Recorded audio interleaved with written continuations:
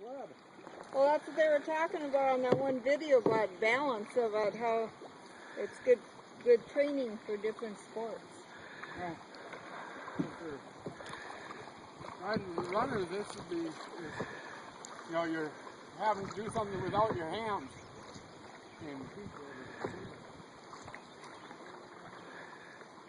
How's it going, Andy? Now that's Andrea's first time up on this here.